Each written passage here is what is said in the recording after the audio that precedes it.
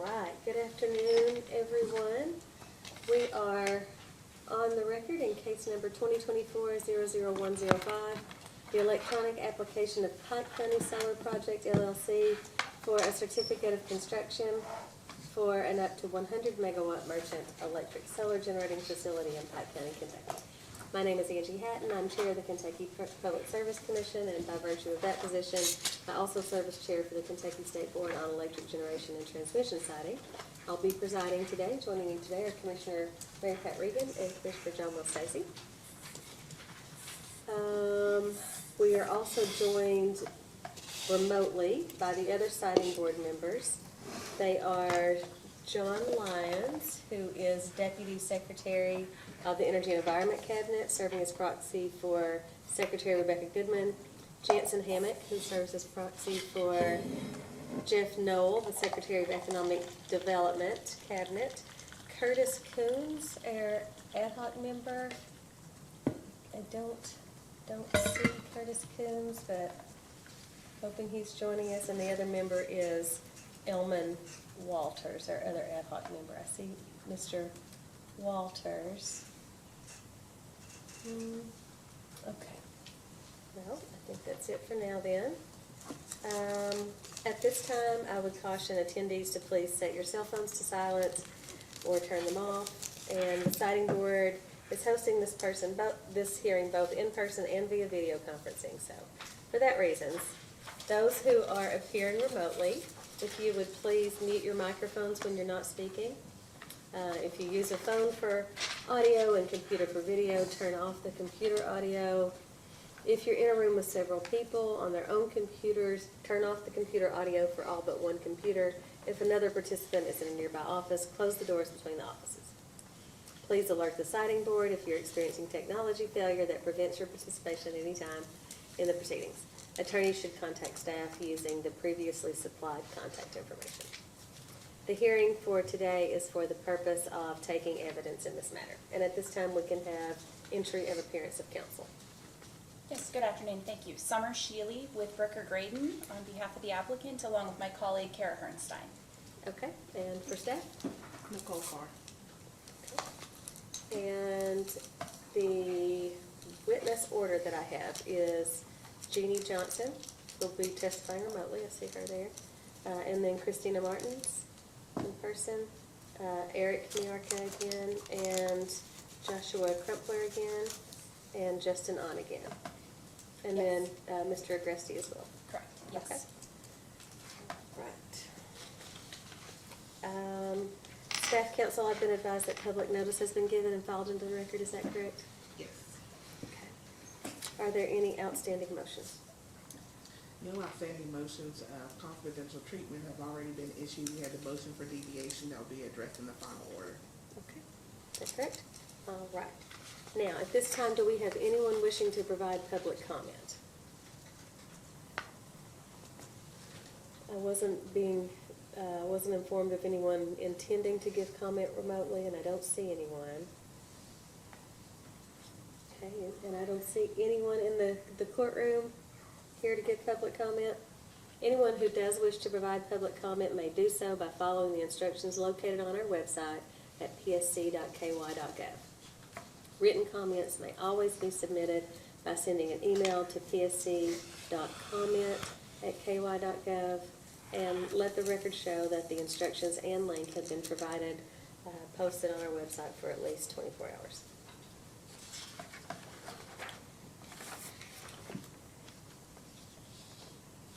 Okay, seeing no public comment, we'll move on to presentation of evidence, and counsel, at this time you may call your first witness. Thank you, Madam Chair. We would like to call Janine Johnson, please. Okay, and Ms. Johnson, can you hear me? Yes, I can. Okay, and I can hear you too as well. Will you please raise your right hand? Do you swear or affirm the testimony you're about to give is true and correct to the best of your knowledge under penalty of perjury? I do. All right. Please tell us your full name and business address. My full name is Janine Johnson. Business address is 422 Admiral Boulevard, Kansas City, Missouri. Okay, counsel. Thank you. Good afternoon, Ms. Johnson. Who is your employer? I'm employed by Savion LLC.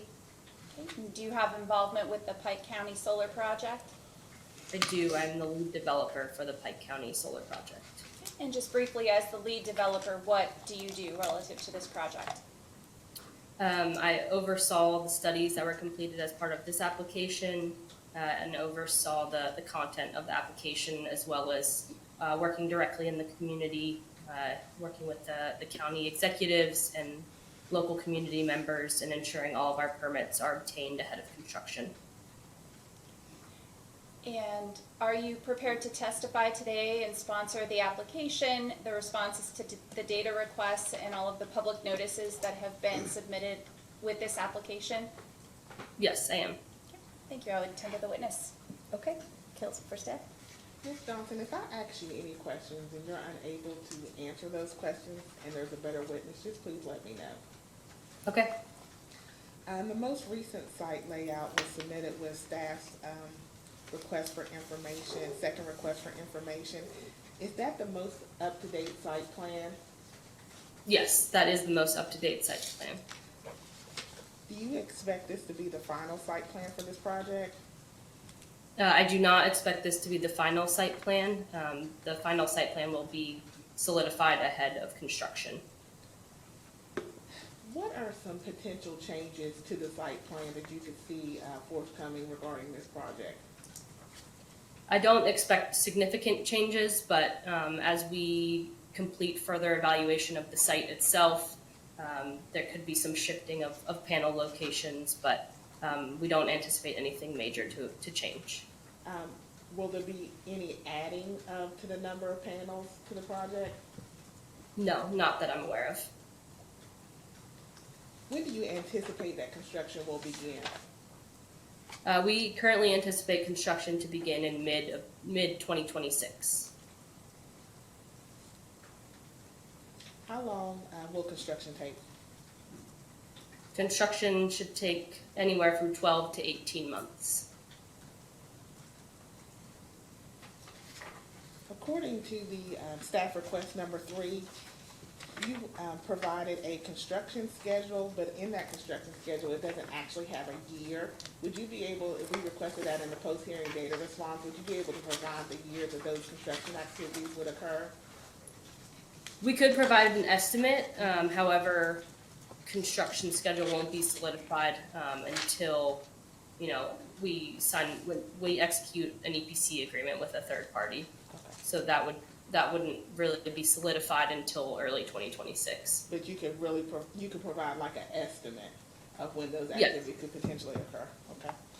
The total project acreage is 1,543 acres. What is the total fenced acreage for the project? Approximately 500 acres within the fence line. And what accounts for the difference? The total acreage is quite significant, more than amount of the actual proposed footage of the property. Yeah, so in the development process, we typically sign up as much lease acreage as we can. This 1,543 acres is what's available to us under lease, but when we dive deeper into site evaluations, when we complete geotechs and wetland delineations, generally that number of usable acres decreases. So we've established that we only need about 500 acres to fit the 100 megawatt AC project. Are there any structures on the property that's going to be demolished during construction? There are no structures on the property. What type of fencing is being proposed to enclose the solar panels? Currently, we're proposing just a 6-foot chain link fence. According to staff request DR item 61, it indicates that most of the project lies within public hunting areas. Has any contact been made with the Kentucky Department of Fish and Wildlife Resources regarding this? I'm sorry, can you repeat the question? Some of the project area lies within public hunting areas. Has any contact with the Kentucky Department of Fish and Wildlife Resources occurred regarding this? Not to my knowledge, but I would like to defer that to Christina Martins, our permitting environmental lead. Is it still accurate that no vegetative screening is planned for this project? That's correct. We believe that the existing vegetation on the property is sufficient to screen the project. And looking at one of the roads where solar panels are going to be, that's Ford Mountain Road, is that correct? That's correct. Are there any residents along that road? If I could have a minute to confirm on the map, but from my recollection, I don't believe there are any houses on Ford Mountain Road.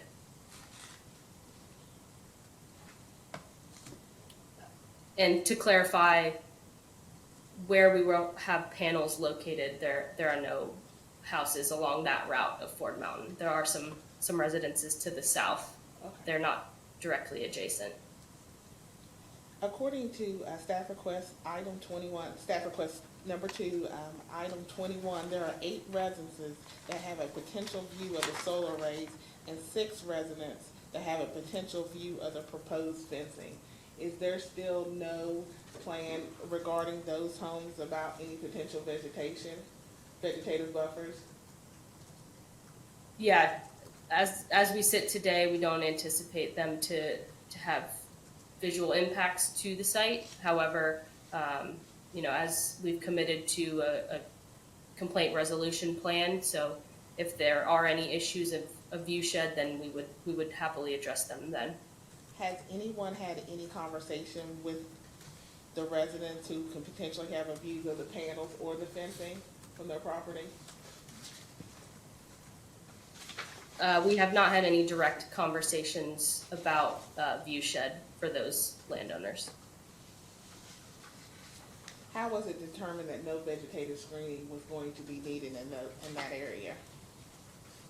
The elevation difference between where our panels are located and where the houses and residences are located is pretty significant. So we believe with the existing vegetation and the difference in the elevation that there should be little impact on their view shed. Do you have an idea of the elevation between those residences and the actual project? Yes. Do you have specific neighborhoods that I could reference?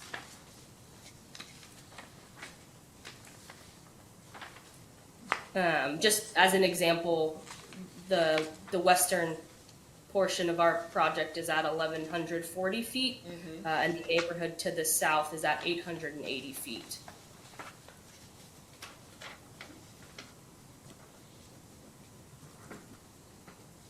Is there going to be any mesh coating on the fences that is going to be installed? I'm sorry, can you repeat that? Any mesh coating on the fences? Not to my knowledge, no. What will be the spacing between the rows of panels? The spacing as this design currently sits is 16 feet. How high will the bottom of the panels be from the ground? The max height for panels is typically 12 to 14 feet, depending on their tilt. What ground cover will be underneath the panels?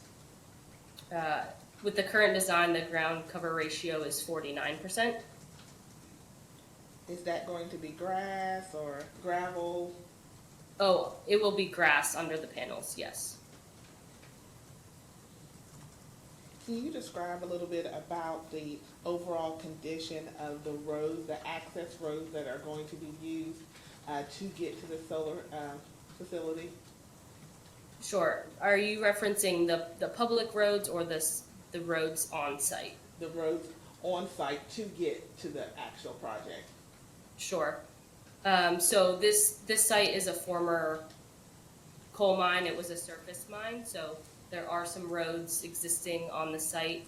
It's been a little over a decade since it was last mined, so they definitely will need some improvements on site to be able to get our workers and our heavy vehicles and the trucks on site. So there will likely need to be updates to the internal roads. Are the internal roads paved right now, or are those roads gravel? They are not, they are gravel and dirt. Will the project substation have its own separate fencing? It will, yes. Have there been any requests to change or add vegetative screening by non-participating landowners? There have not. Has there been any requests or changes to change the project layout by participating or non-participating landowners? No, there has not. Has a phase 1 environmental assessment been completed? Yes. Do you know if that's been submitted into the record for this case? I do not know if it has been submitted. I don't believe it has. We'll be requesting that in a post-hearing data response.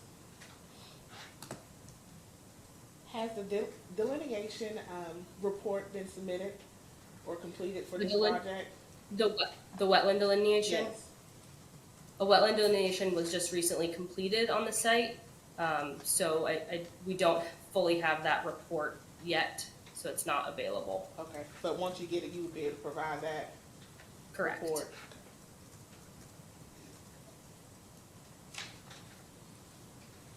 How many acres are going to be cleared for this project? Most of the site is just existing brush.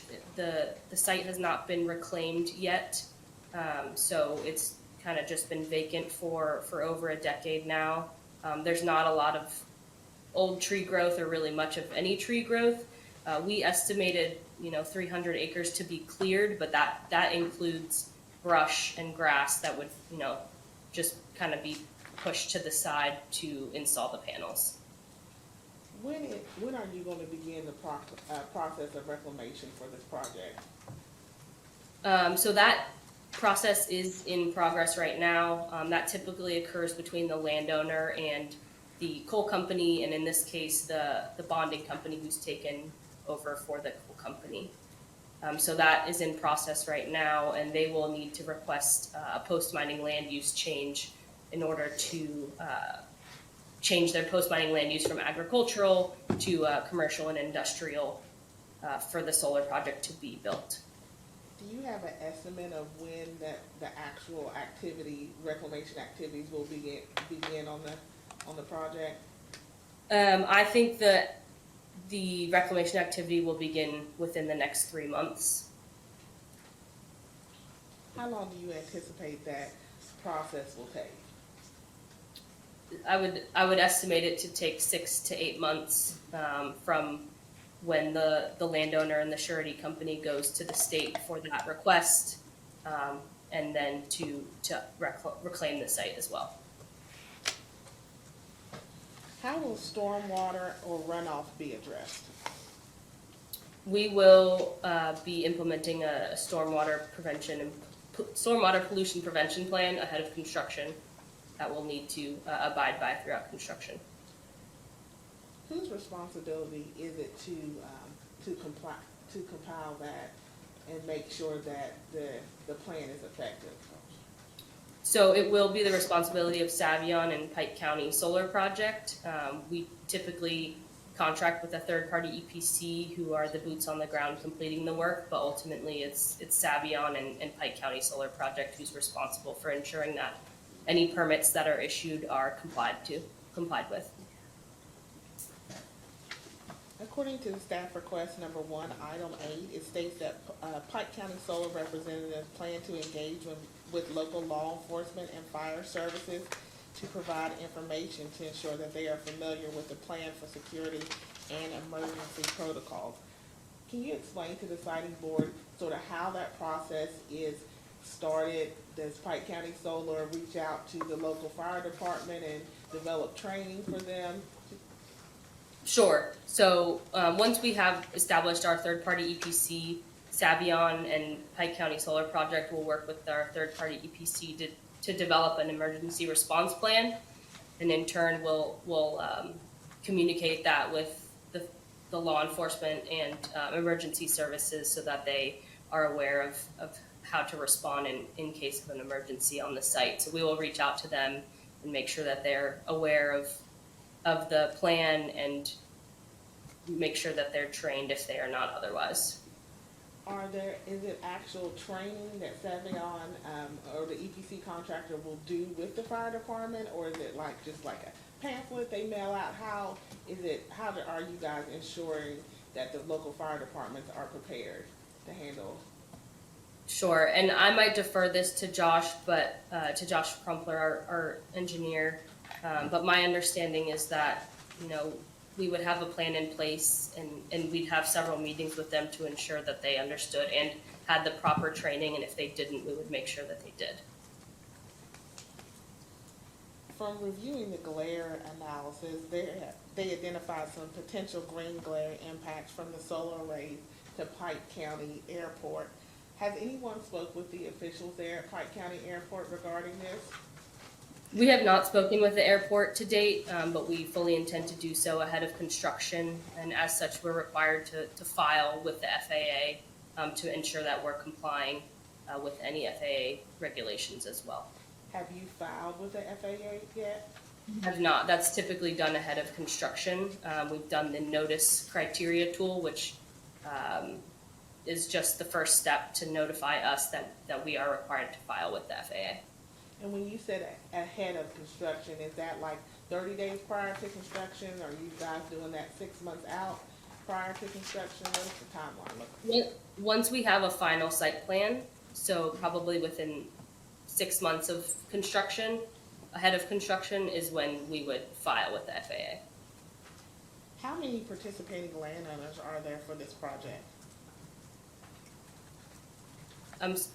How many participating, as in who do we have? Landowners? How many? Sorry, How many participating landowners are for there's one landowner for this project. And what is that landowner's name? Brushy Development.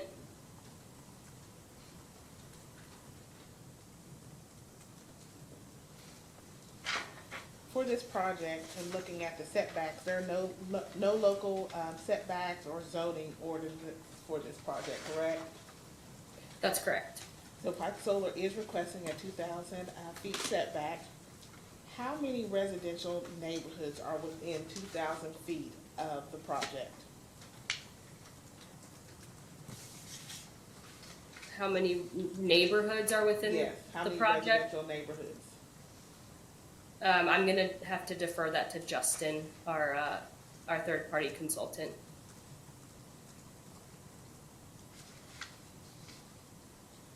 And when you're requesting a setback, is that a setback, where are you starting your distances from? Is that from the project boundary line to the neighborhood boundary line? Is that from a solar panel to the neighborhood boundary line? Where do you guys start? That would be from panel to residence, or the nearest equipment to a resident, the actual home. The actual home, not the property line? That is correct. Okay. Do you know the exact distance from the closest non-participating property from the fence to the panel to the inverter or substation? I'm not sure I have the data for the fence, but I do have the data for the panel and inverter and substation. Okay, what's for the panel? The nearest home to a panel is 1,199 feet. To the inverter, the nearest home is 1,753 feet. And for the substation, the nearest home is 1,846 feet. And we'll be just confirming that with the post-hearing data request also. Okay.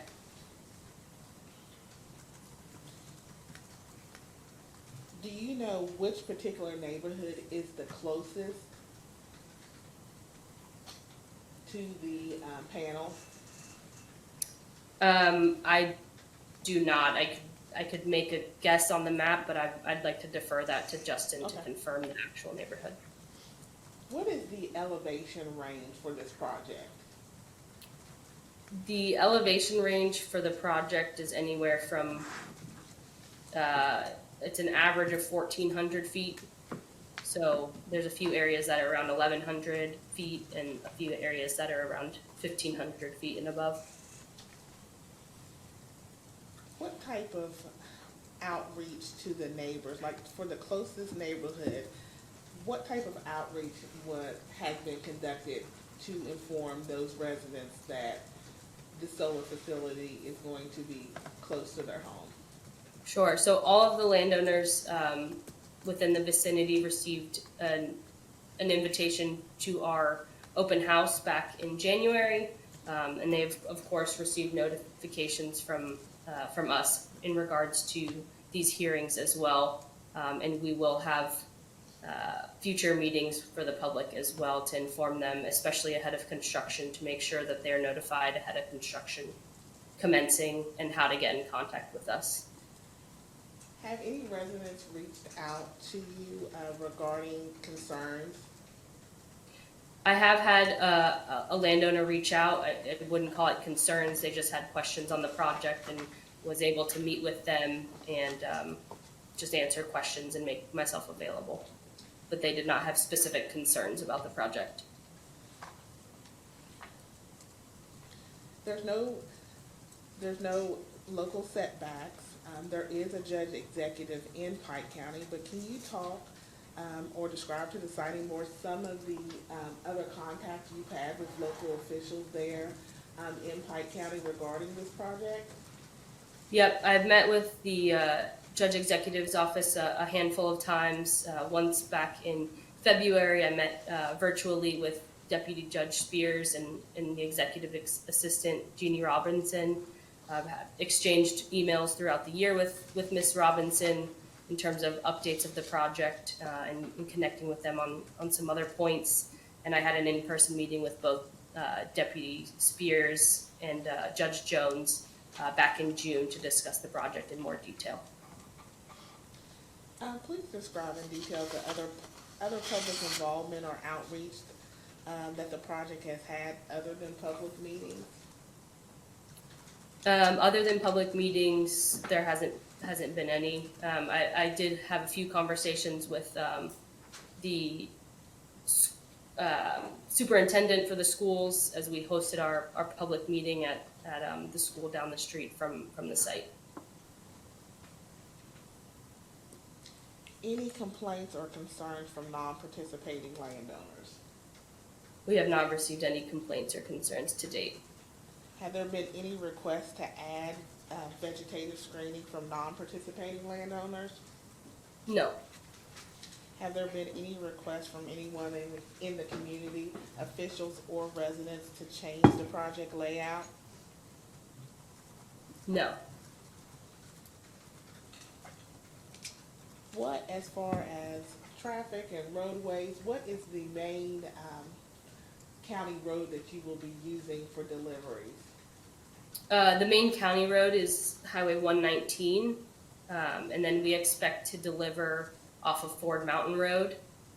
There's a few site access points off of Ford Mountain Road, but we do intend to complete a haul route study here in Q1 of 25 to verify that the roads are suitable and that we don't have to make any adjustments.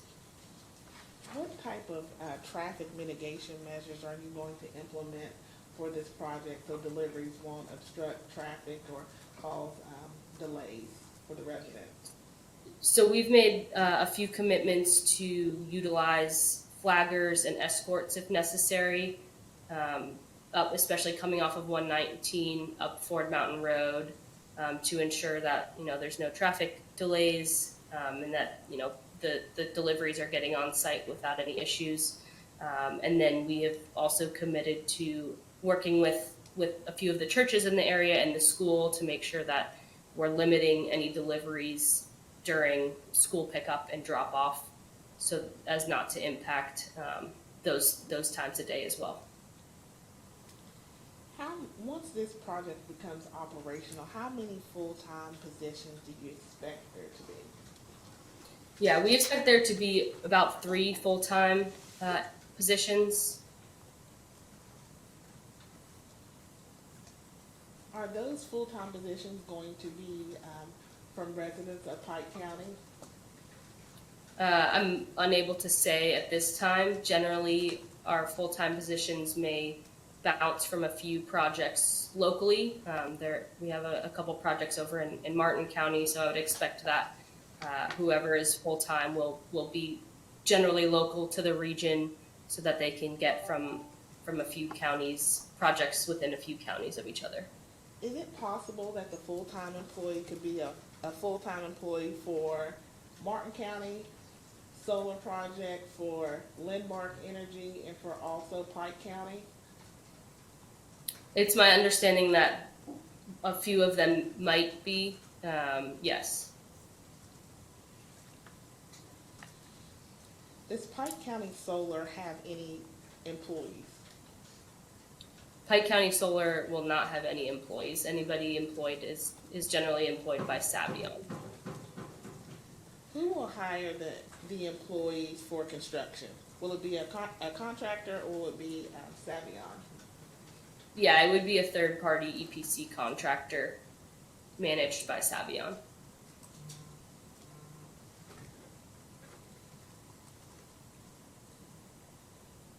At what point in the process will your EPC contractor be hired? Generally, 6 to 8 months ahead of construction. So I would estimate right now it would be early 2026 is when we would select an EPC. Who will actually employ the EPC? Savion would employ the EPC. Who's going to ensure that the EPC complies with the mitigation measures during construction?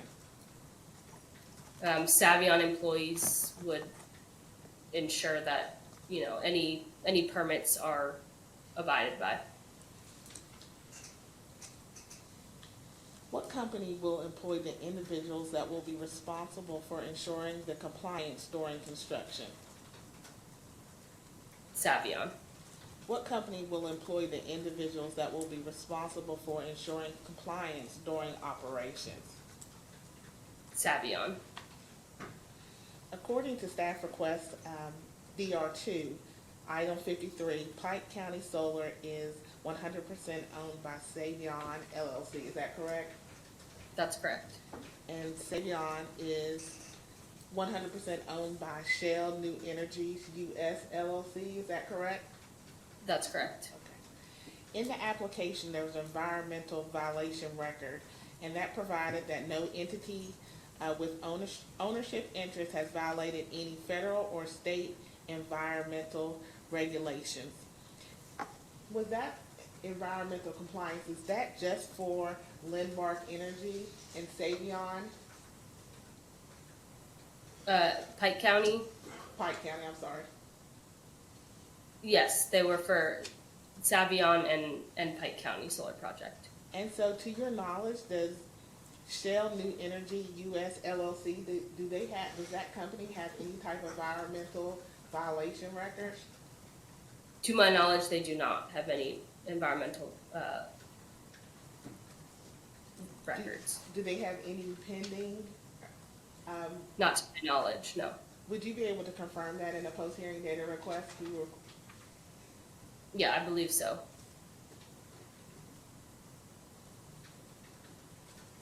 And just to clarify, the siting board, you're not asking the siting board for approval of the transmission line at this time, is that correct? That's correct. Okay.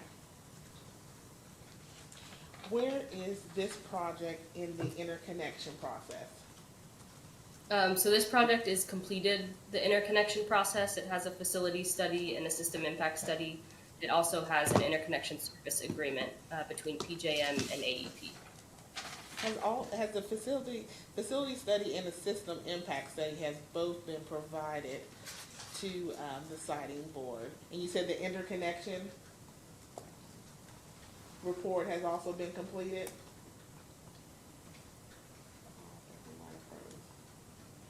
Sorry, I missed that question. The facility study and the system impact study has been completed, is that correct? That is correct. And those been provided to the siting board. What other report did you say have been completed? The interconnection service agreement, that was also provided, I believe, in the second data request. What is the wattage and the length of the transmission line? It's a 138 kV line, and we're expecting it to be a little over a mile, 1.1 miles. Have any geotechnical studies been completed for this project? No, there has not been any geotech to date. When do you expect that to be completed? We expect to complete that in Q1 of next year, 2025. Is that going to be completed after the reclamation process? That's correct, yeah. Has a power purchase agreement been executed for this project? No, there's no power purchase agreement for this project. The decommissioning plan that was submitted with your application, is that the final decommissioning plan for this project? Yes, I would anticipate some minor adjustments with an updated design, but I would consider that a final decommissioning plan. Do the leases with the participating landowner, do they contain decommissioning obligations for the removal of all underground components? They do, yes.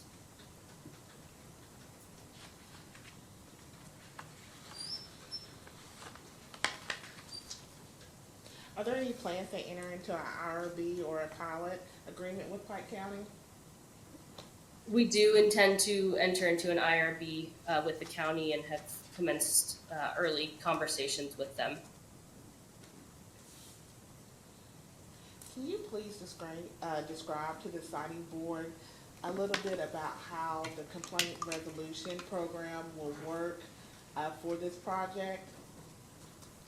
I can, and I'd also like for Christina Martins to describe it as well, but my understanding is that ahead of construction, we are going to communicate with all of the adjacent landowners, and there will be signs posted for contact information. We'll assign a liaison who will receive those calls, and they can have access to us via email as well, and we would be required to respond and address any of those concerns within a certain amount of time.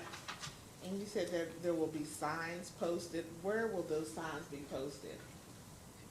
There will be signs posted at the site access points, so anyone who's driving by can easily see who they would need to get in contact with if they have any questions about the construction or the project.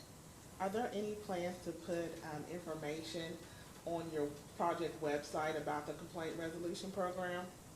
Yes, we would do that as well. There'd be multiple ways for people to find the contact information and to get in touch with us. And so the liaison for the project, is that person going to be there in Pike County, or is that person going to be at another location? I would like to defer that to Christina Martins. That is all the questions I have, Madam Chair. Okay, thank you. Now I'll move on to those who are joining us remotely for any questions they may have, starting with Deputy Secretary John Myers.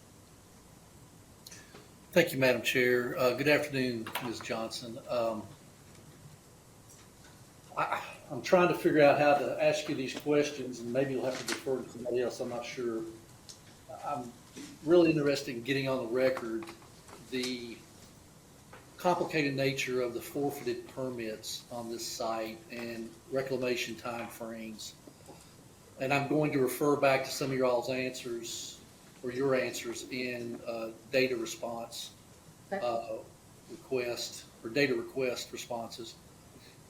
So I've noticed that in your all's responses, particularly in response 79 on data request 1, that you listed 2 permits that were applicable to the site, an 898-0883, which is 589.24 acres, and then which is currently revoked, which is true. And then 898-0882, which is also revoked, and that's for 1,197.99 acres.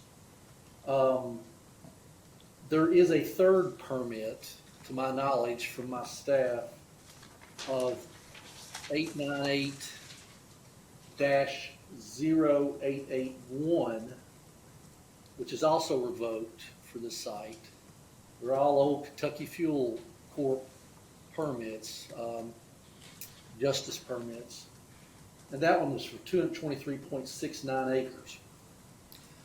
To your knowledge, is that permit actually, is the acreage for that permit actually in part of the project? To my knowledge, that acreage is not part of the project, Okay, but I'd be happy to confirm that. okay. Yeah, if we could, because it certainly is up there. Now regarding timeframes for reclamation, question 26 and DR2 referred more to the post-mining land use timeframe, which you, I think, accurately answered. But you also offered reclamation timeframe in that response being 12 to 18 months. Now, I don't understand how that comports with your expected commencement of construction in mid-2026. Sure. So what we were trying to get at in that response, the 12 to 18 months would be if they were not doing a post-mining land use change, and they would be restoring the site to its original topography. We expect that process and timeline would take longer, since they would be essentially required to restore the original topography. If they're doing the post-mining land use change, they wouldn't be required to restore the original topography. So that time to do the on-site work is significantly decreased. Okay, thank you for that clarification. I wasn't really getting that. And what you're referring to is they won't have to necessarily eliminate some of the high wall that's up there, that they would leave that in place for a post-mining land use of industrial commercial. Is that what you're saying? I believe the high wall still needs to be addressed either way.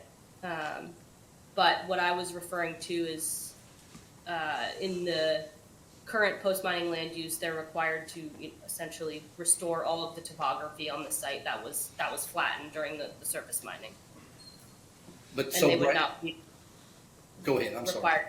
I was going to say they would not be required to do that, assuming a post-mining land use change to CNI is approved. So you wouldn't have to bring it back to original contour. They'd leave it flat. They would eliminate the high wall, but they would leave the rest of it flat. Correct. Okay, thank you. And thank you for that, because I wasn't really thinking along those lines with it being industrial commercial post-mining land use. Have y'all had any conversations with the surety company, Lexon, about this? We have had conversations. My understanding that the surety company is Sampo International. That's the Not- parent company, yeah. Okay, yeah. Then yes, we have. Yeah. Are you aware that we're in negotiations with them on a surety reclamation agreement? Yes. Okay. And I would just, this is more editorial on my part, since that is not finalized, I don't know that we can count on any timeframes. In particular, I have been assured by staff that we think we can get it done to help meet your timeframes in starting construction of the project. But until that thing is inked, we can never be sure of that. I just wanted to put that out there for the record. Now, and I know you referred to Ms. Martins regarding the Fish and Wildlife Management Area, but that is on that permit 898-0882, 862 acres of fish and wildlife. And I looked it up on Fish and Wildlife's website. It looks like it's the Legacy Wildlife Management Area, which is scattered parcels throughout Martin and Pike counties. There's a lot of it in Martin County, so I'll be interested to hear from Ms. Martins regarding what kind of conversations have had there, what kind of agreements are on that particular parcel, and where Fish and Wildlife sat on that. I apologize if this was asked previously. Maybe I just missed it. You said you did a phase one. Yes. Were there, should I refer any questions to Ms. Martins on that? Since it's completed, I was just wondering if there was anything significant that was found that we should. We can refer to Ms. Martins. To my knowledge, there's nothing significant that we wouldn't have expected from a former coal mine site. Okay. Have you all done an IPAC, Threatened and Endangered Species, Fish and Wildlife IPAC consultation with them? I would defer to Christina Martins. Okay. All right. Oh, I did notice in response to question number 77 in DR1, it was regarding any public opposition to this project. And I'm kind of just pulling out one section of a rather lengthy response regarding the Bevins family is concerned of possible runoff from existing mine site. Your all's response was that will be taken care of in the reclamation process. But other than that, was anything looked into regarding their complaint on the ground? Did you all go and look and see what that was? No, we have not done any look. We have not taken a look on the ground. But, you know, our SWIP permit would ensure that, you know, stormwater runoff is not affected from the project. And the Bevins family, I'm assuming it's adjacent bordering property of theirs, or do you know that? I believe there may be one parcel in between. I'm not sure if they're immediately adjacent, but I can certainly confirm that. Okay. I think that's all I have, Madam Chair. Thank you. Okay, so, let's move on to, Jansen Hammock. Do you have any questions? Here, yes. So first, I just wanted to ask, does Pike County Solar intend to pay competitive wages for the 3 permanent operators you're going to have on the site? And if so, can you give an idea of kind of what that wage range would look like? I believe we do intend to, but I would prefer to defer that question. Okay. And Can who you would speak you defer that to? I'm sorry. Which would be the appropriate witness? I would need to confirm with Summer that Eric Miara may be able to, but I'm not. She's nodding. Yes, I think that would be fine. Sorry. And then maybe a similar question, but what's the education level for those jobs? And is that the same kind of as the other projects that this Avion has, or would this one be different in some way? Just in terms of all of the jobs for the site? Specifically those like operators positions, not the construction. Not during construction. Mm-hmm. Yeah, I would also like to defer that to Eric. Okay. This may be a tricky question because I know you're probably a long way away from this part of the planning, but when it comes to decommissioning, would you do this, Savion do this and hire those workers, or would this be through the EPC who does the construction? I'm not sure that it would be through the EPC, the decommissioning, but we would hire a third party to decommission the site, yes. Okay. That's all I have. Thank you. Okay, so let's see. Also online, I have our ad hoc member, Mr. Walters. Do you have any questions at this time, Mr. Walters? Yes, Madam Chair. Okay. During the construction of the site, we're talking about third-party construction contractors. Will those contractors be local, and would they employ local employees? Generally, the third-party EPC is not a local organization, but Savion will hold local job fairs to try to hire as many local employees as possible. Okay, thank you. That's all I have, Madam Chair. Thank you. All right, thanks a lot. Commissioner Reagan? Good afternoon, Ms. Johnson. One question, you mentioned that there is an interconnection agreement between PJM and AEP. Correct. Do you know, is that an umbrella agreement? So is Kentucky Power a party to that? Correct. Kentucky Power sits under AEP. Okay, in the agreement, does it specifically state that? I believe the agreement is specifically between PJM and AEP. I'm not certain, but I can confirm if it specifically states Kentucky Power. Okay. Okay, thank you. Is that it? Yeah, sorry. Okay. Commissioner Stacy? Ms. Johnson, am I correct in understanding that you all don't have an agreement with Kentucky Power yet? Is that what you said, or did I misunderstand that? We have an interconnection service agreement, and those are typically three-party agreements. It's the project company, Pike County Solar Project, the regional transmission organization, PJM, and then the utility, in this case, is AEP, who Kentucky Power is a subsidiary of. I noticed another thing I thought was just a curiosity, that you don't have you haven't done, or you don't have an agreement for the placement of the transmission line that you propose. So can you explain that just a little bit, maybe? Can you restate your question? We don't have Well, an agreement. you're building how long is the transmission line that you're proposing to build? It'll be approximately a mile. Okay, and so you're not proposing to get any kind of authority for that at this time? Not at this time. We're still working through a couple of those easement agreements, and we weren't prepared to submit a design when we don't have the agreements in place.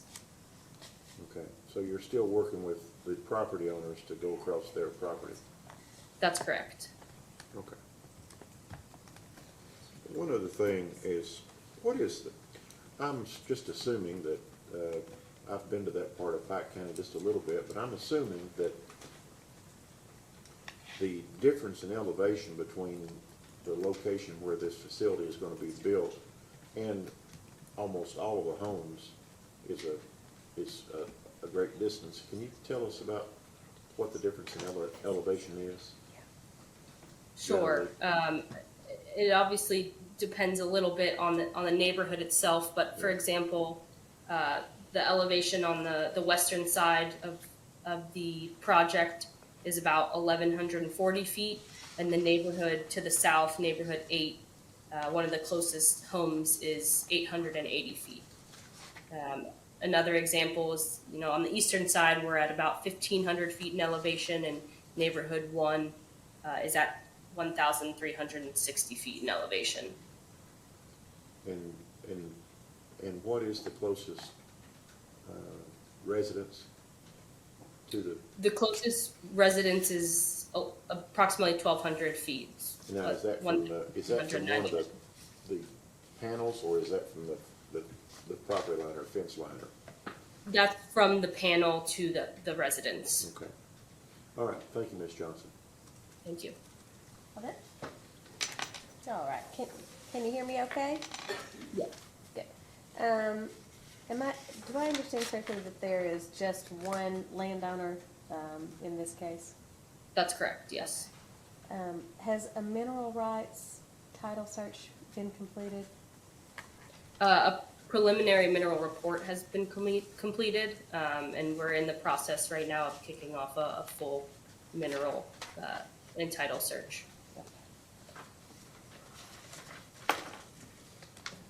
And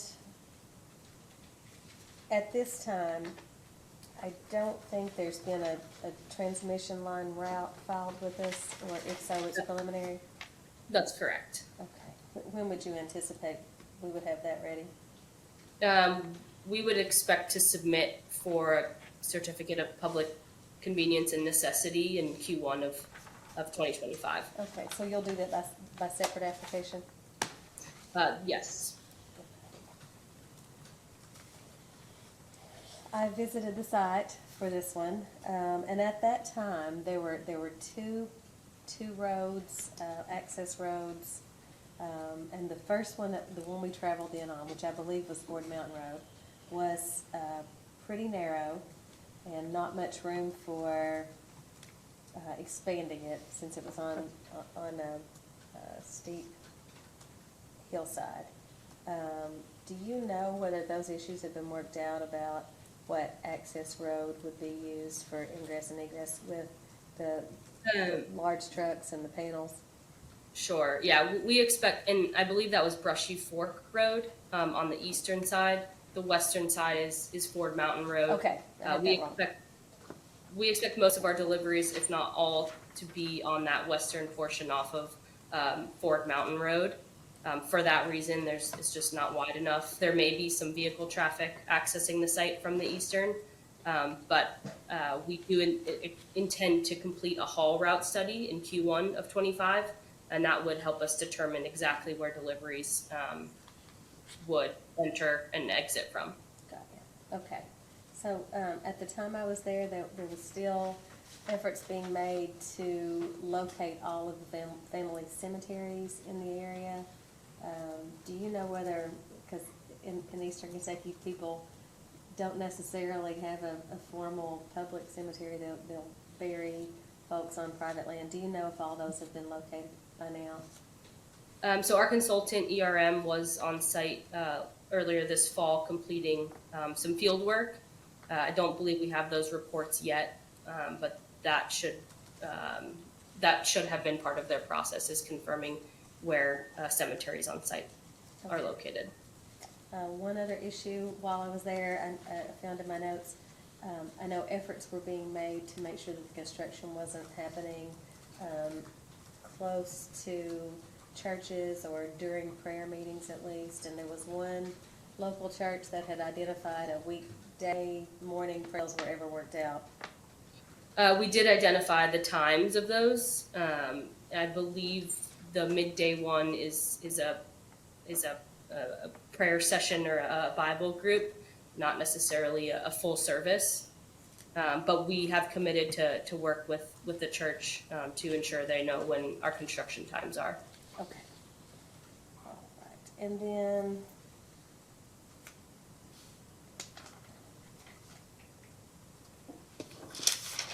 do you have a follow-up? I want to ask something about what you just said. Go right ahead, and then I'll get back in mine. Ms. Johnson, the chairwoman brought up a question about cemeteries, and she's absolutely correct. In Kentucky, just most high ridges and the ends of those ridges, families will just build a cemetery. Mm-hmm. And lots of those cemeteries are long forgotten, and with very little visitation, but occasionally there'll be somebody that'll come along and say, hey, my great-grandfather and all my cousins are buried out there, and we want to come across your property or somebody's property to go clean that cemetery up or visit that cemetery. Have you thought about how you're going to accommodate that? Yeah, so if a cemetery is identified, we'll have to maintain a setback from it and ensure that there is some type of access from our site so that, any family members or anybody who wants to visit the site can still do so. So you feel like those family members might be able to travel through the site, possibly through your site, to get to those remote cemeteries? Yes, I do. As long as they're accessible by, a road that's may or may not be already existing, then yes, they should be able to access the cemetery. Okay, thank you. All right, so just a couple more. in your company's previous case, very recently, this morning, we had a discussion about efforts to hire local folks, and I have some questions about that. Would those be better for Eric Miarca, or do you want to take those? I'm happy to defer those to Eric. I know he did a great job this morning on answering them. All right, that works for me. And then finally, I know there are many projects that Savion is involved in across the country and in Kentucky. I assume that we have not had solar arrays and projects like this in existence long enough to do any decommissioning. Is that true, or have some of them progressed to the point that your company has actually gone through the decommissioning process? None of the Savion projects have existed long enough to go through the decommissioning process. So all of those questions still at this point are sort of theoretical as to how they're actually going to work. Is that right? Yes, I would say so. I mean, I think our decommissioning plan provides a good standard of operations, but Savion directly does not have any experience decommissioning a project. I don't know if anyone does, but okay, that's the questions I have. Does anyone have follow-up? I do, Madam Chair. Yeah, please go right ahead, Deputy Secretary. Ms. Johnson, I did not notice this in the record anywhere, but are there any oil and gas, natural gas infrastructure on the site, wells or gathering lines? I would need to confirm. I don't believe there are any natural gas sites on our lease area, no. Okay, all right, thank you. Okay, any other follow-up? Council redirect? No, thank you. All right, in that case, Ms. Johnson, you are off the virtual witness stand and may be excused. Thank you. All right, please call your next witness. Thank you. At this time, we will call Josh Crumpler.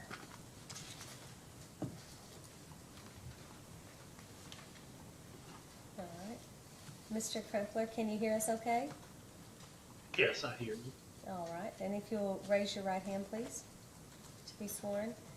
Do you swear or affirm that the testimony you are about to give is true and correct to the best of your knowledge under penalty of perjury?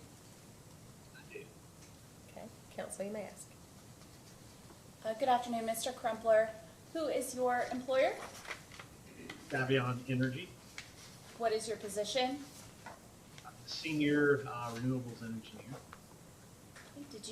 Do you have involvement with the Pike County Solar Project? I do. Okay, and what's been your involvement with this project? Helping with preliminary layout, site design, and reviewing technical documents. Okay, and so you are prepared to talk about issues that might relate to engineering, constructability, and then the other items, couple of items that Ms. Johnson deferred to you? Yes. Okay, at this time I tender the witness. Okay, staff counsel? Mr. Crumpler, one question that was deferred to you was how Pike County goes about, or how they are able to, what process Savion uses to train local firefighters and emergency personnel to be able to handle any emergency situations, fires, etc., that could possibly occur at the solar facility.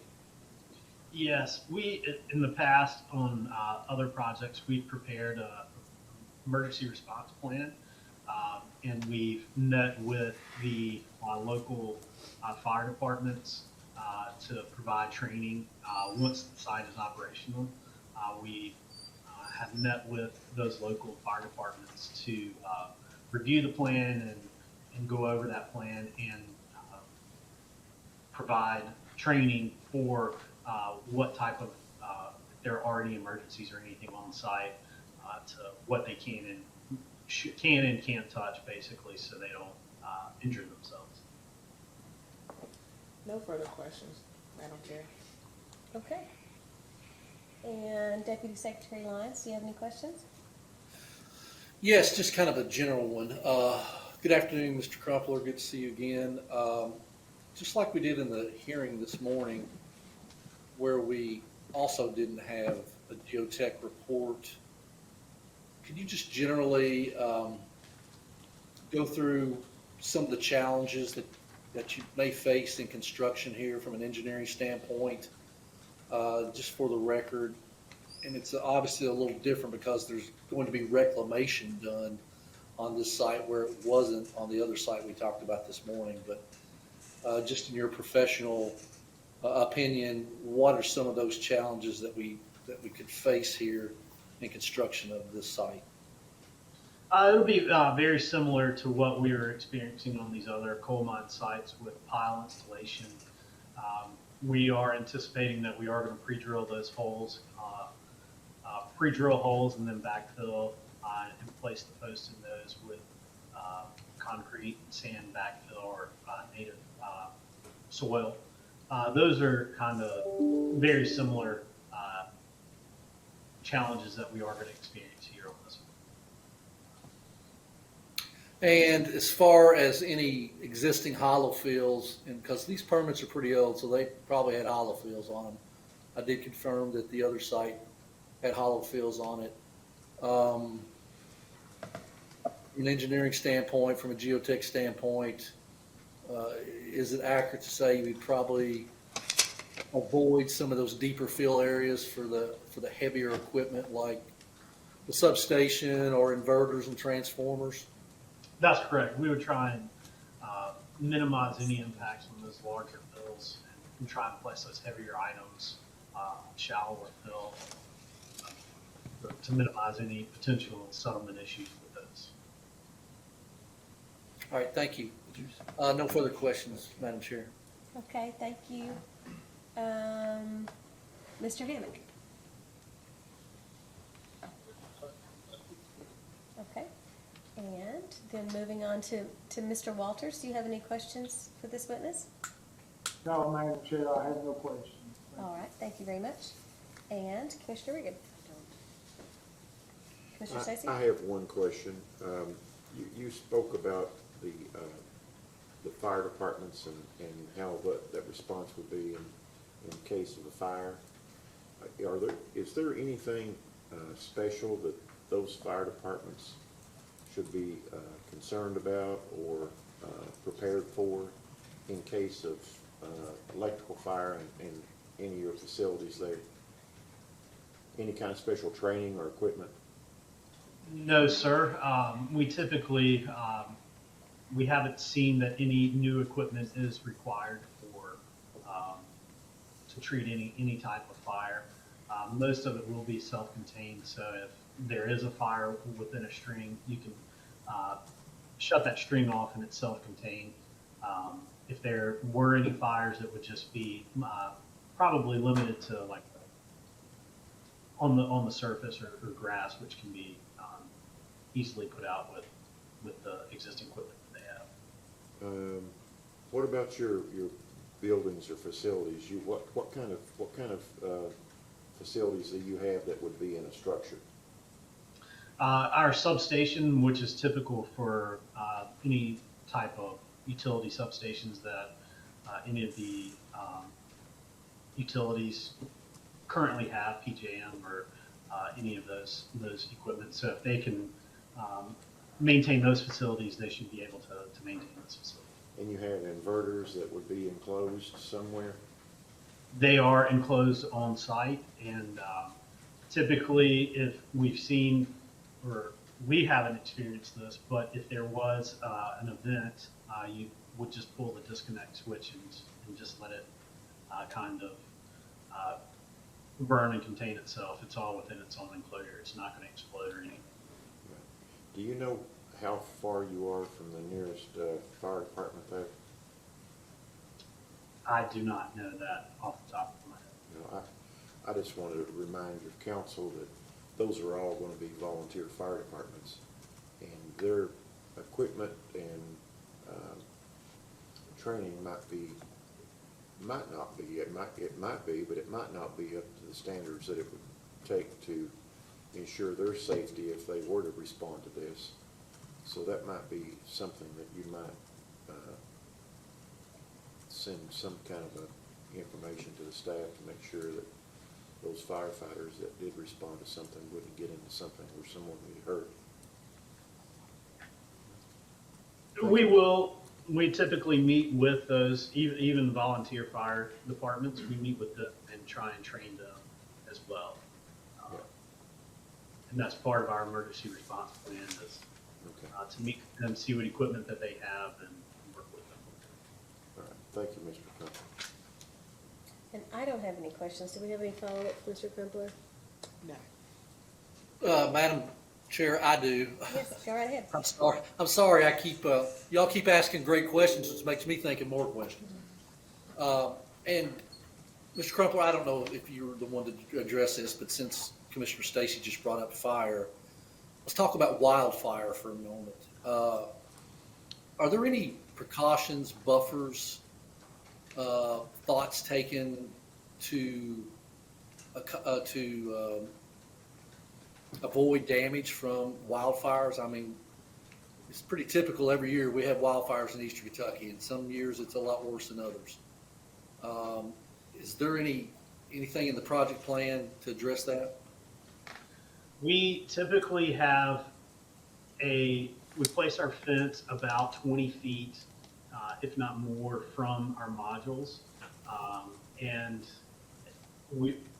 that just tries to help minimize any exposure from the outside. We try and have grass as our ground cover, but other than that, there's really not we don't have any other forms of prevention or ways to mitigate those wildfires. So this is just a thought. You could potentially, where the fence is, you could have a gravel fire break all around the project area. That would probably assist in helping prevent any damage. Just a thought.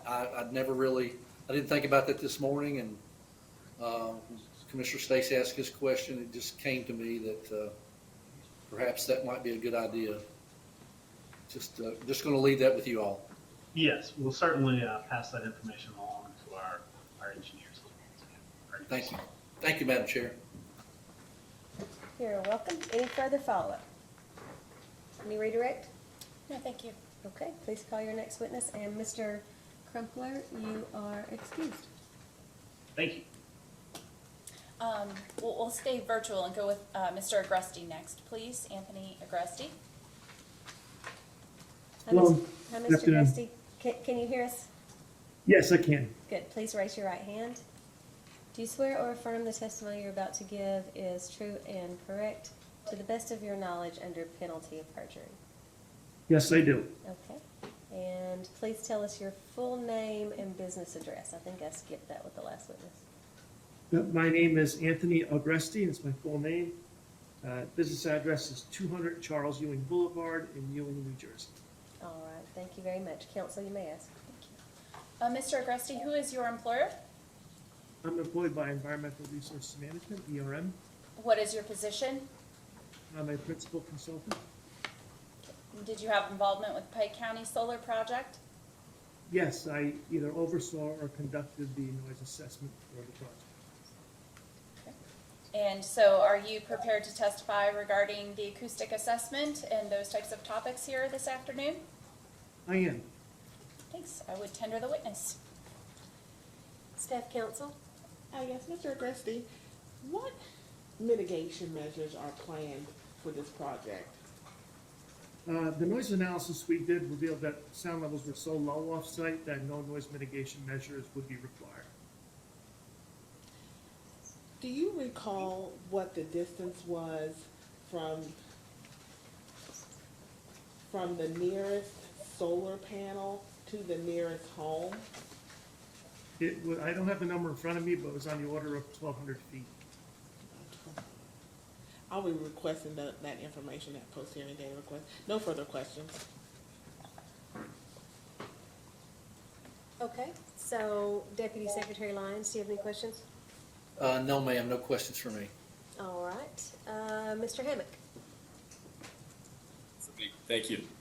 You're welcome. Mr. Walters? No, Mr. Chair, I have no questions. Thank you.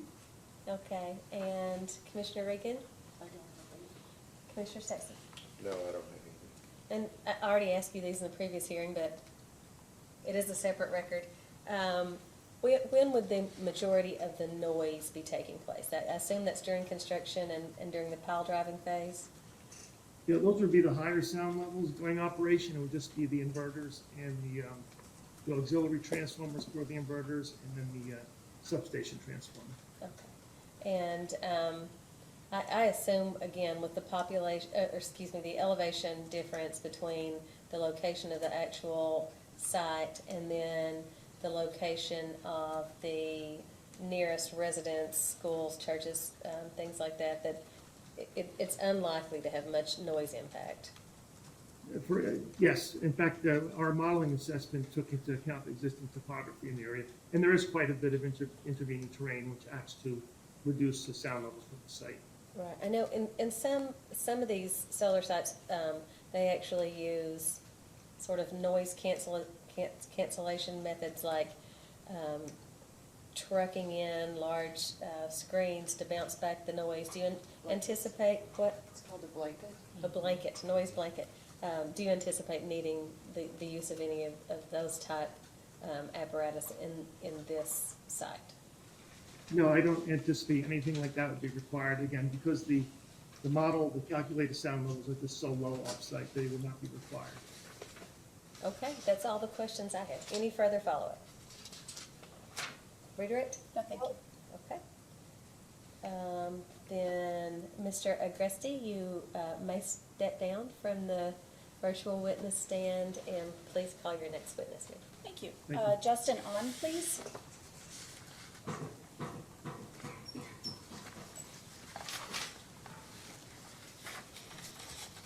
Since this is our first in-person witness, I'll need you to identify what you're bringing up there with you as well in just a moment.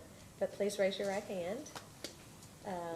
And do you swear or affirm the testimony you're about to give is true and correct to the best of your knowledge under penalty of perjury? I do. Okay. Please have a seat. Tell us your full name, your residential address, and what you brought with you to reference. My full name is Justin On. My office address is 919 East Main Street, Suite 1701 in Richmond, Virginia, zip code 23219.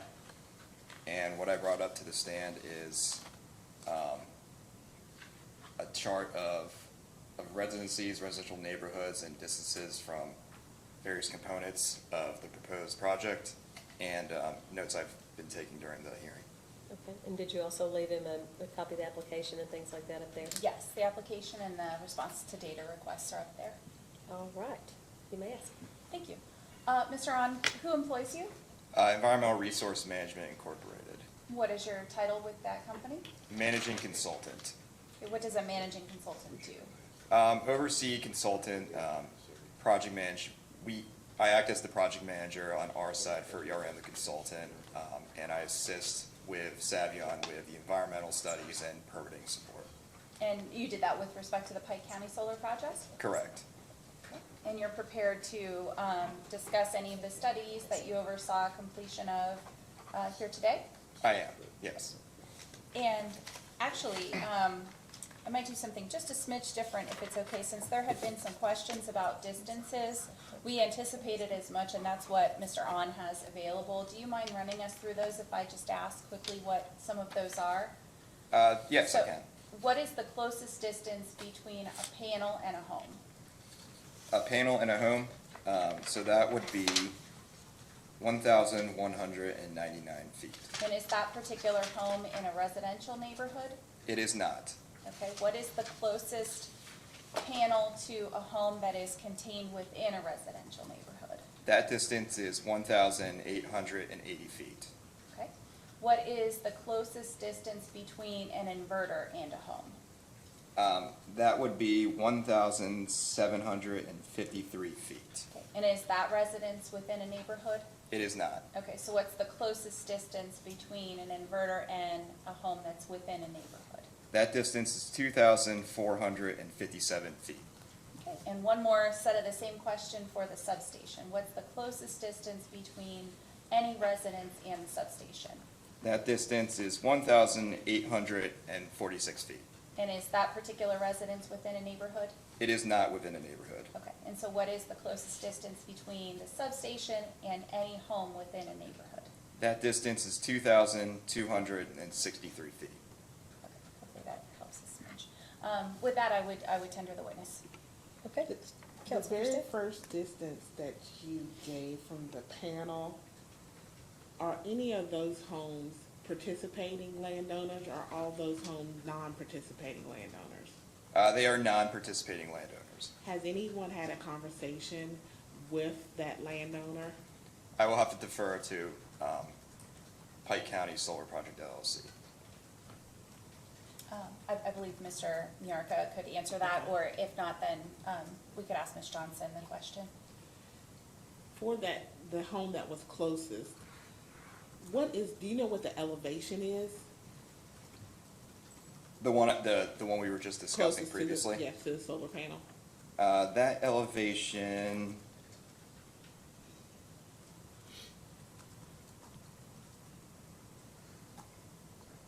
is 901 feet. Okay. Are you able to answer questions regarding your motion for deviation that was filed? I am not. Okay. Who would be the better witness for that? That would be Ms. Johnson.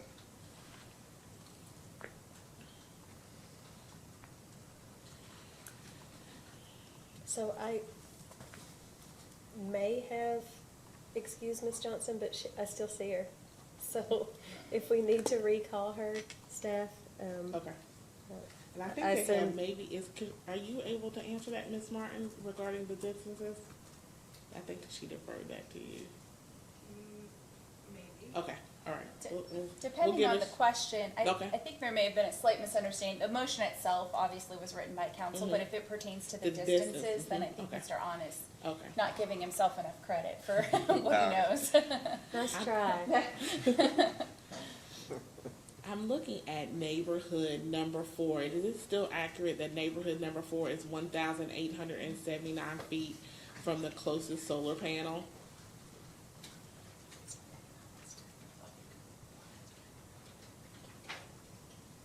Neighborhood 4. Yes. I have 1,880 feet on my chart. Okay, 80 feet.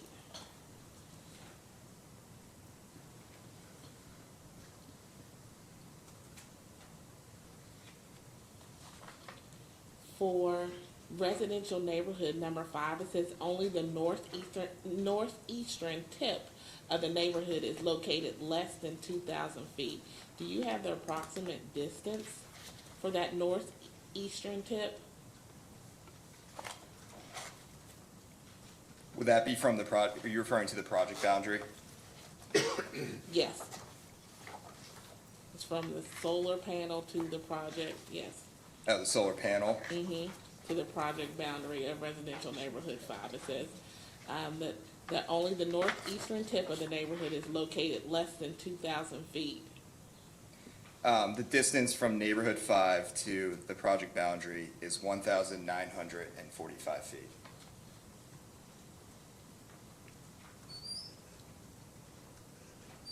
And so, this almost the same question for neighborhood number 6. It also states that it's the northeastern tip. Is that the same distance?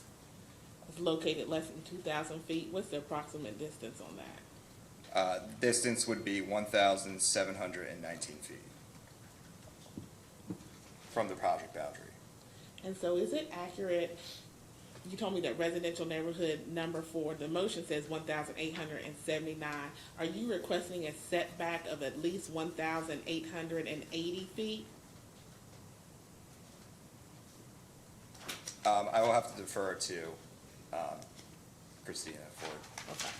And I might follow up with, if she's not able to answer that in a post-hearing data response, the setback that you're requesting.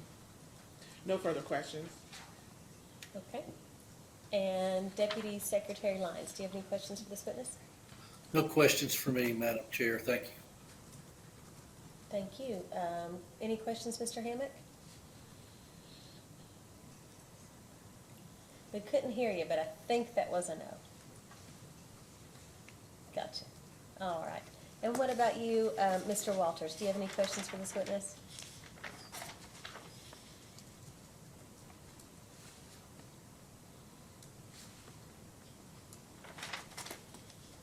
Mr. Walters, Elman Walters, do you have any questions for this witness?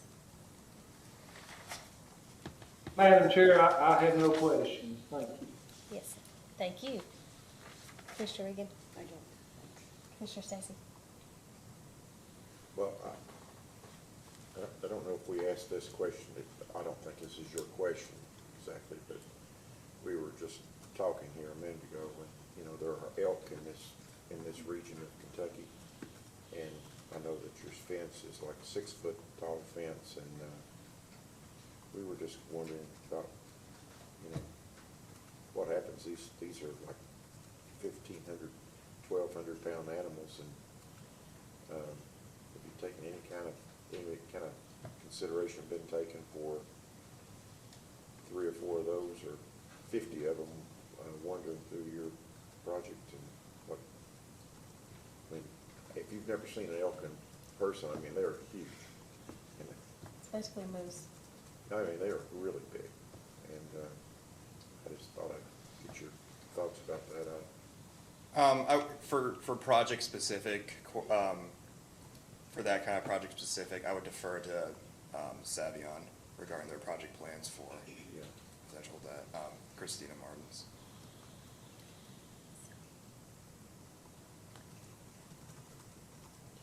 I know that's a little bit strange, but this could happen there, possibly. No, it's not strange at all. It's a good question. So we'll, I think we'll have one of our project witnesses address that if that's I mean, okay. I just think that's important for you all, because it could cause a lot of damage in Yeah. a few minutes. Okay. Any further questions? No, thank you. And I don't have any questions for this witness either, so, unless there's follow-up from anyone else. All right, then any redirect?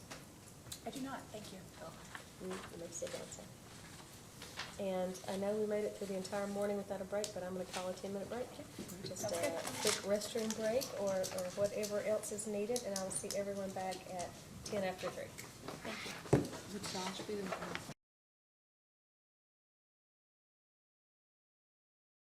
Okay, we are back on the record. In case number 2024-00105, electronic application of Pike County Solar Project LLC for a certificate of construction for an up to 100 megawatt merchant electric solar generation facility in Pike County, Kentucky. All right, now, I think we have 2 witnesses left. Yes, that's right. All right, counsel, you may call your next witness. Thank you. We'd like to call Christina Martins.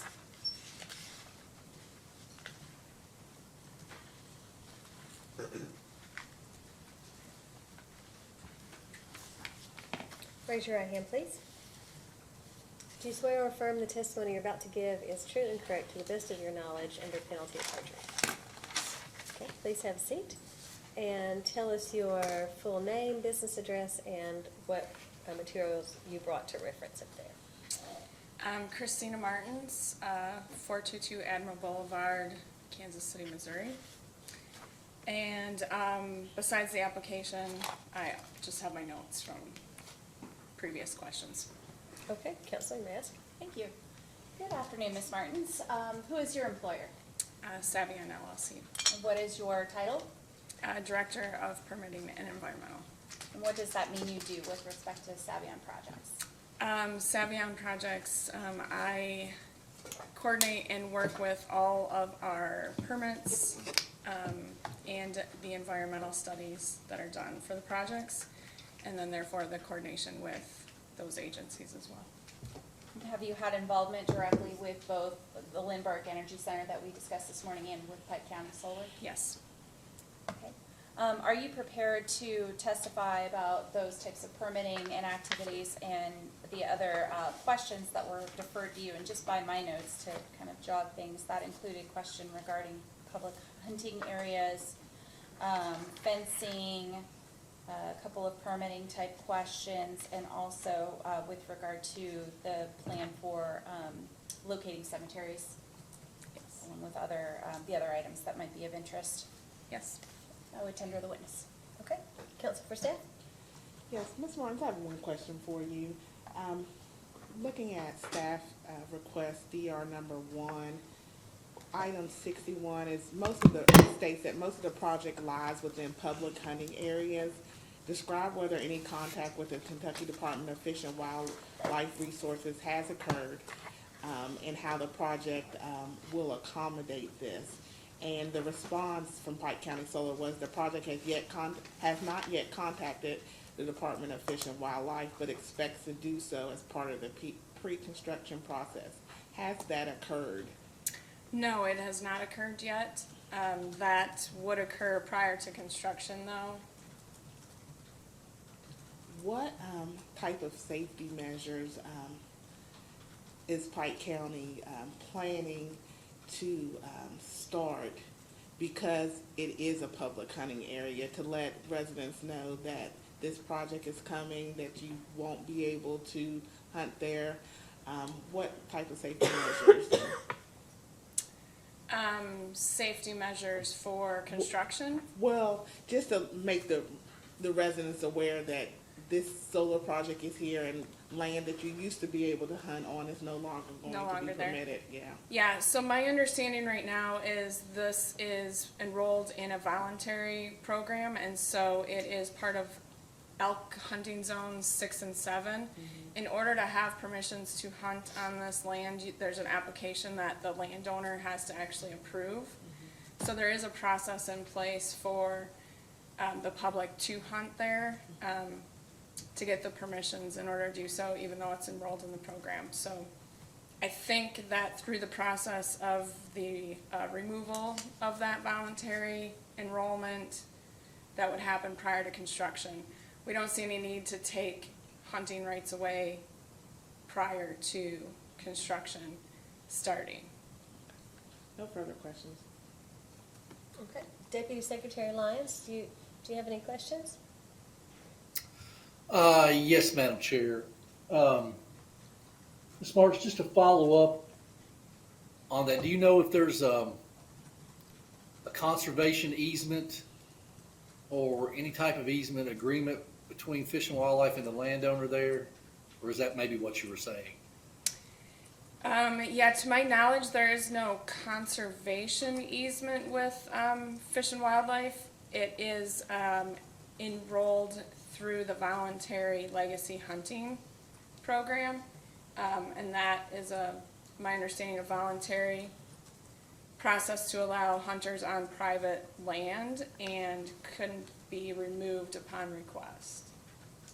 Okay, thank you. It was earlier testimony said that a phase 1 report had been completed. Was there any, and I think Ms. Johnson said she didn't think that there were any issues. Can you confirm that?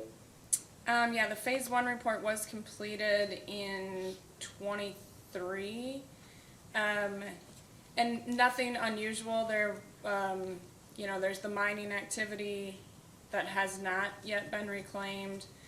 There's an adjacent landfill to the project. There was some oil and gas, and due to the non-reclamation, there was some waste piles of tires and equipment that were found on site, but nothing unusual for an old mining site. Would you expect some of those things that are on site to be cleaned up by Savion or by the landowner or the reclamation company? I would expect that the waste piles would probably have to be cleaned up and removed from site through the reclamation process. I'm not as familiar with that process though, so if there's any further questions, I would maybe defer to Eric. Okay, thank you.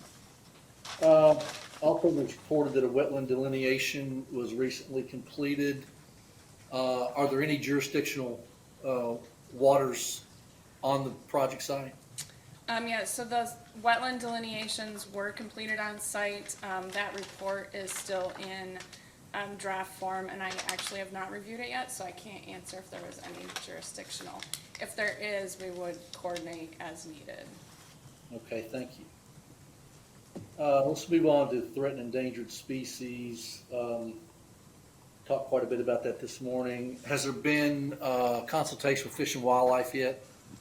I believe that we have done the preliminary T&E and I think informal IPAC, not formal yet coordination. Okay. Would you expect that to be complete? As we move through the preliminary reports and finalize things and get closer to construction, we would be coordinating. I would assume that Savion have no issue with submitting that to siting board. I don't think so. Also, I would urge, and I assume that our state nature preserves office has also not been, well, let me ask, has our state nature preserves office been contacted about a KY biological assessment tool run being done? I cannot confirm that. I haven't looked at any of the preliminary reports yet. If we need an answer to that directly, we'd have to defer back to Justin. Well, I'll leave it at this. I would strongly urge that be done because the KY bat oftentimes identifies different species than an IPAC consultation will, particularly with endangered plants, is what our nature preserves folks kind of specializes in. But they do both flora and fauna, so I would recommend that they be consulted as well as Fish and Wildlife. Okay. And I believe that's all the questions I have, Madam Chair. Thank you. Thank you, Deputy Secretary. Do you have any questions, Mr. Hammock? Oh, thank you. Okay. And Mr. Walters, do you have any questions for this witness? I do not, thank you. Thank you. Commissioner Regan? I don't. Commissioner Stacy? You said something that this project is in those elk zones, one, or what were they? One or two? Yeah, according to the Kentucky Department of Fish and Wildlife, it's in zones 6 and 7, but I don't know where that break is in relation to the project. I'm not sure about this, but there is some kind of little catch in the law about killing elk, that if you're a deer hunter and you see an elk during deer season, that I think you can kill that elk even if it's not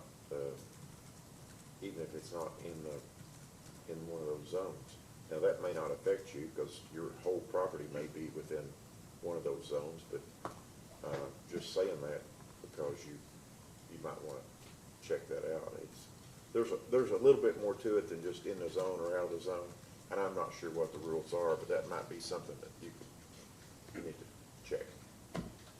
Okay. I was going to say I'm not up on Kentucky hunting laws. Well, no, I'm not really either. I can answer Michigan ones pretty good, but.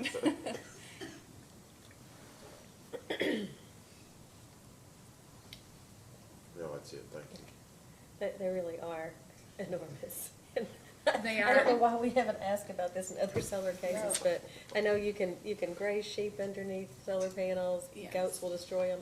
I can't imagine what an elk would do to solar panels if goats are endangered to them, but they will total your car. Yes, So, they are large it animals. may bear some investigation as to whether those fences are elk-proof. Yeah, in regards to the fencing, the entire project boundary is not fenced, it's Right. each individual array, so there is, you know, significant amount of room, especially on these old coal sites, the way that they're set up and the fact that we're only using, you know, flatter areas and reclaimed sites. So there's lots of room for animals to move between fencing as opposed to having a large area that's fenced off to them. So, you know, that's part of it, is wildlife corridor Yeah. management and hoping that they'll move through the site in the areas that are open for them to move through. Because they are a To get little them those larger. little collars, a little hard. Okay, we're digressing. Any further follow-up questions from any of our board members? Okay, any redirect? No, thank you. All right, you may step down then. And please call your final witness. Yes, that'll be Eric Miarka. Bat and cleanup. Again, yes. Please raise your right hand. Do you swear or affirm the testimony you are about to give is true and correct to the best of your knowledge under penalty of perjury? Yes, I do. Please have a seat. Tell us your full name, your business address, and what you have up there at the witness stand with you. Okay, my name is Eric Miarka. I am at 422 Admiral Boulevard, Kansas City, Missouri, and I just have the application and the RFI package. It's been up here from the beginning, and then some notes I've been taking about questions. Okay, counsel. Thank you. Mr. Miarka, who is your employer? Savion, What is your title?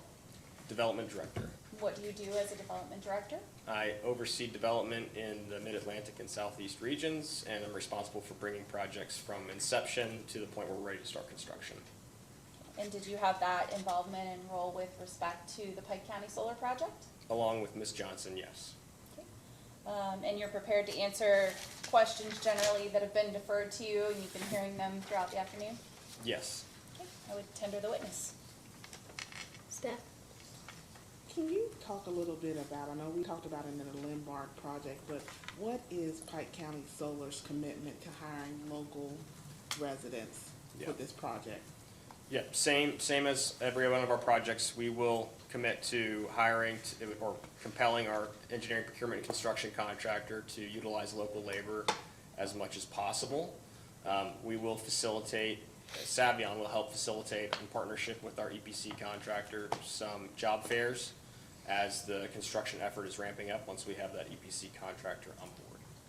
Is there ever a time where the EPC contractor will contact local unions in the area regionally and in Pike County to pull from those type of workers? Yep, absolutely. That really comes down to the EPC contract and whether or not there's a prevailing wage and apprenticeship requirement.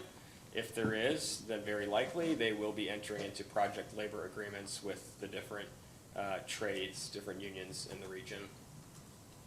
How important is it going to be to find an EPC contractor who has the same commitment to hiring local residents versus just finding a contractor who wants to get the project completed? Yeah, it's a critical issue for us to make sure that we're hiring the right EPC. We have a reputation in the region. We've got a commitment to the region, and this is not going to be the last project that we do in Eastern Kentucky. So we want to make sure that we're having a good impact in the community. So it's very important to us that we're hiring the right EPC that shares our values, and we will make sure that in that EPC contract we're putting in some significant, strong language that would require, make sure that their expectations are aligned with our expectations in terms of local hiring.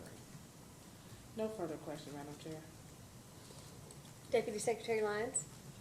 No questions from me, Madam Chair. Thank you. And Mr. Hammock. Kind of follow up some of the questions I had in the path cases, but I just want to see how the wages and then the kind of qualifications for the employees for the permanent operators. Would that be similar to Lindbergh and Martin County, or would this one be different in any way? No, it's not different in any way. And we didn't talk about the education level in the previous case, but these are not college type jobs, but there is some amount of technical training that's required. So typically you'll see folks with associate's degrees filling these O&M roles. That's all I have. Thank you. Okay, Mr. Walters? Yes, Madam Chair. Typically, on a project of this size, how many employees would be employed for the Pike County Solar Project? For construction, During for the, construction. yeah, for construction, you're looking at, and as we saw at the Martin County Solar Project, it depends how quickly you need to build it. But if we have our typical construction schedule, you're looking at about 250 to 300 construction employees at peak construction. If you have to build it more quickly, or if you run into issues along the way, then you could see that go as high as 400. I think that's all the questions I have. Thank you. Okay, Commissioner Regan? Just to follow up on that, so this morning you said there would be 3 to 4 full-time people, and on this project 2 to 3, but it's not 5 or 6, it's really 3 full-time between these two sites or any other sites you have? There will certainly be sharing of those human resources, but just because we added a new site doesn't mean that we don't have to hire new people. There still will be some new hires. I think if all 3 of these projects, between the Martin Solar Project, the Lindbark Project, and the Pike County Project, once they're all online, assuming they all reach commercial operation, we would need at least 6 people in the region to manage those 3 sites. When you say region, are you saying Kentucky, or are you saying other states? Eastern Kentucky. Eastern Kentucky? Yes, ma'am. And you think those salaries 70 to 90? Yes, ma'am. Okay. Thank you. You're welcome. Commissioner Stacy? You were talking about the labor in the area. What about organized labor? We have not entered into any project labor agreements with trades yet on any of these projects. We do anticipate the need to do that in the future. In order for us to get investment tax credit, we have to pay prevailing wage and apprenticeship. So that doesn't necessarily mean that you have to enter into project labor agreements with unions, but that's usually the route that we would go to do that. So that would be a conversation that we'll have with the building trades once we get a little bit closer to the start of construction. It's not something we've committed to yet, but likely it's something that we're going to do when we get a little bit closer. There's a pretty strong Steelworkers. steelworkers union there in Pike County especially. Mm-hmm. So that's something I wish you would keep in mind. Yes, sir. Yeah. Okay. So, as we talked earlier, it's important to this particular local community that as much of an effort as is possible is made to hire locally, so that expectations are realistic. Mm-hmm. It stops people from showing up with pitchforks and torches and mad at you guys and mad at us. This particular one, there's been an estimate, I think, of 328 jobs temporarily. That sounds about right. That's from the economic impact study. That sounds about right. Which would be, what, 178,000 or so in tax revenue, $17.8 million in just labor being paid to workers.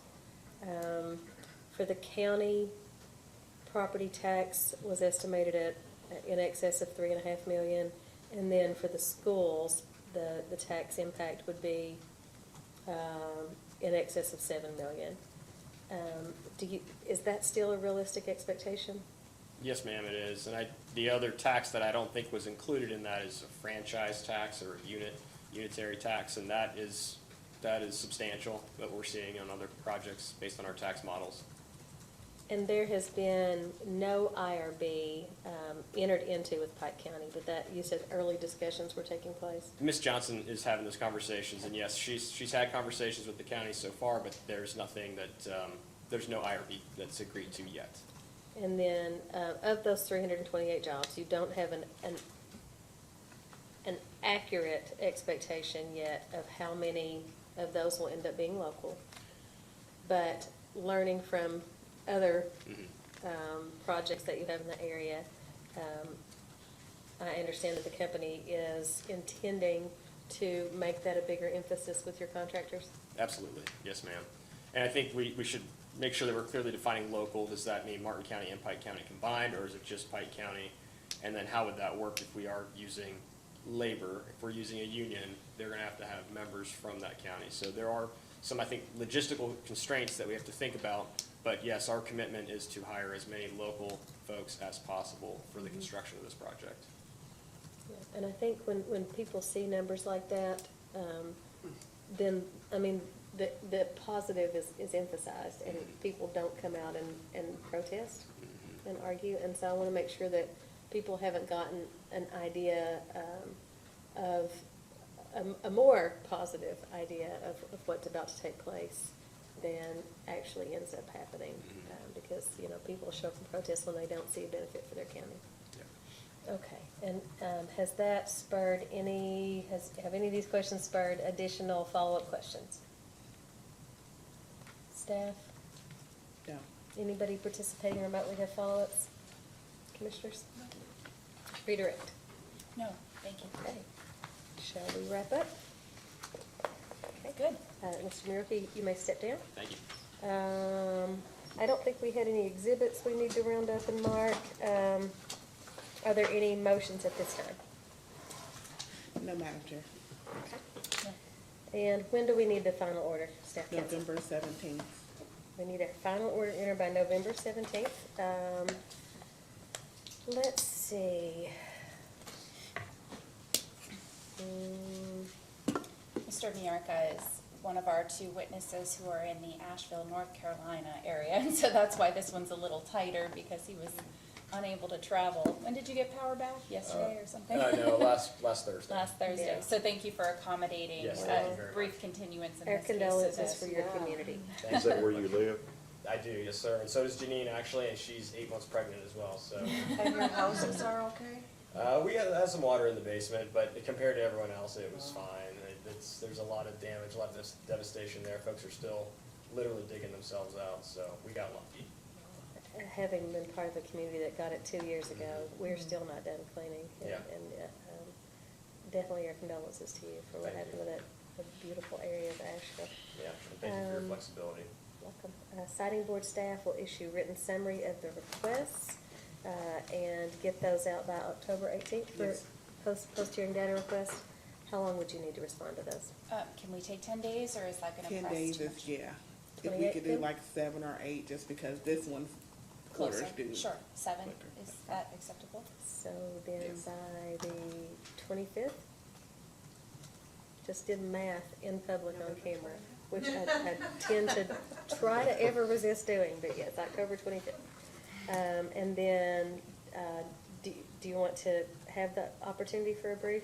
If we could put a date in, that's great, but I think it's unlikely that we will file one. And generally that's 7 days from today, Council? Yes. Okay. If you desire to do a post-hearing brief, within 7 days from today. Okay. We didn't do confidential session for this hearing, so I think, unless anyone knows of anything further, that we are adjourned.